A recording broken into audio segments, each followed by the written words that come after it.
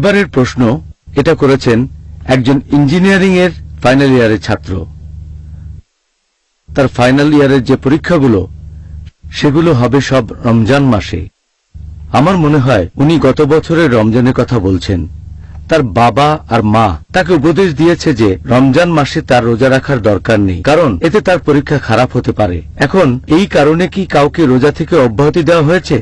যদি কেউ রোজা না রাখতে চায় শুধুমাত্র পরীক্ষার কারণে, এটা কোনো যথার্থ কারণ না।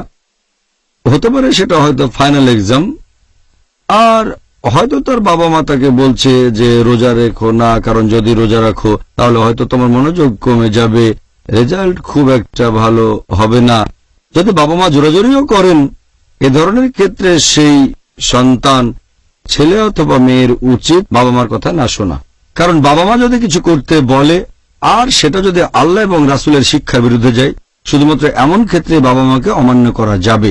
আল্লাহ পবিত্র কোরআনে বলেছেন সূরা আনকাবুত অধ্যায় 29 আয়াত 8, এছাড়াও আছে সূরা লুকমান অধ্যায় নম্বর 31 আয়াত 15, যে যদি তোমার বাবা মা জোর করে বা সংগ্রাম করে, জিহাদ করে যে তুমি আল্লাহ তাআলার পাশাপাশি অন্য কারো ইবাদত করবে, তাদের কথা মেনো না, তারপরও তাদের সাথে সৎভাবে বিশুদ্ধ চিত্তে বসবাস করো। কোরআন আমাদের অনুমতি দিয়েছে, কারণ এটা কোনো আইনসম্মত কারণ না যে যেহেতু তাকে পরীক্ষা দিতে হবে তাই রোজা রাখা লাগবে না যাতে ভালো নম্বর পেতে পারে। আখিরাতে ভালো নম্বর পাওয়া, ফরজ কাজ পালন করা বেশি গুরুত্বপূর্ণ। সেজন্য এটা কোনো যথার্থ কারণ নয়। পরীক্ষা থাকলেও রোজা রাখতে হবে, আর ইনশাআল্লাহ আল্লাহ তাকে সাহায্য করবেন, সে হয়তো পরীক্ষায় ভালো নম্বর পাবে।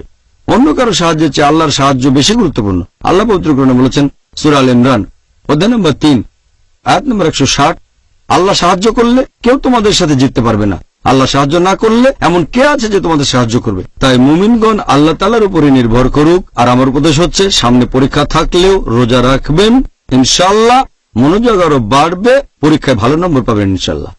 আল্লাহর উপর আরো বেশি ভরসা করবেন, এটাই হলো উত্তর। সুন্দর।